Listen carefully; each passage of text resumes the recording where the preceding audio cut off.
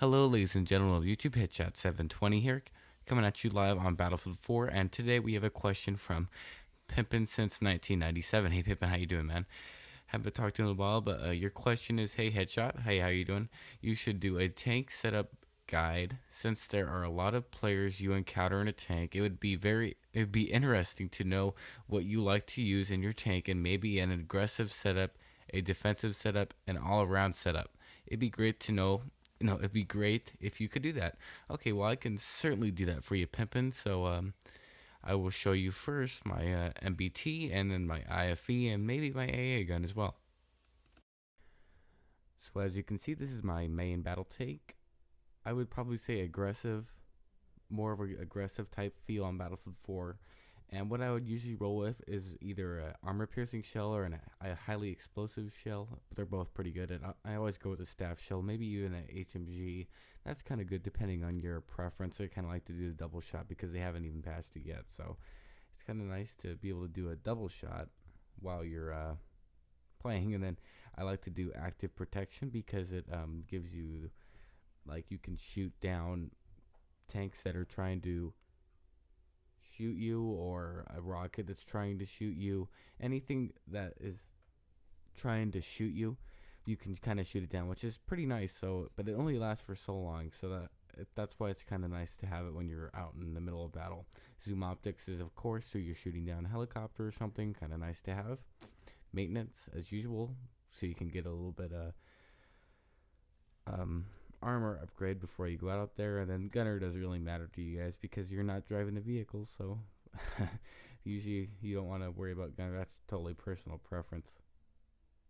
And this is more of a defensive upgrade. I have the Sabot shell, which kind of doesn't have as much drop as the other shells. It's got a lot of accuracy, and you don't have to compensate much for it, so it's really nice when you're shooting down air vehicles or long distance vehicles.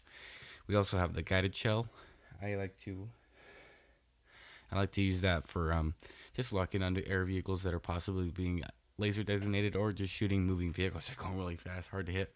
Now, active protection, that's more of a personal one. I like active protection for everyone, but you might be like smoke screen for my IFEs. And then zoom optics, of course, and then autoloader because you can load your shells a lot quicker, so you can boom, you could shoot them a lot quicker. Because with the regular one, you just don't get as much quicker shooting, especially when you're a tank battle. The Sabot shell, it really works, and you can kill other vehicles a lot quicker with the Sabot and HE shells. The AP shell, I mean, it works all right. I mean, it's a decent shell. I also tried a gunner incendiary, and it kind of works. So, I mean, I wouldn't recommend gunner incendiary. I would just stick with gunner belt feeder, and then gunner zoom, maybe thermal for like I think Dawnbreaker. I think it's what it's called. So that's my MBT attack and defensive types of gameplay. Now let's move on to my IFEs and mobile anti-aircraft. Now this is more of an attack. For the infantry fighting vehicles, I like to use 25mm highly explosive shell. I haven't really tried out APF SDST shell, I remember it still, and canister shell because, I don't know, just haven't really used that. I like the 25mm, kind of trusty. Zuni rockets for all vehicles and opposing infantry once you run out of shells. I also like smoke screen for my IFE, it works kind of nice. Zoom optics, of course, for my every vehicle. Maintenance, and my black shark for every vehicle almost. Gunner zoom and a gunner belt feeder, just like usual on all my other vehicles.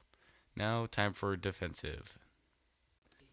Actually, just kidding. I would recommend that for both attack and defense. I don't really have a defense for infantry fighting vehicles. Sorry about that.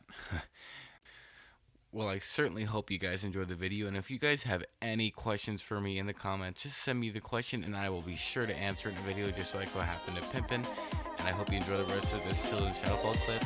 So, see you guys.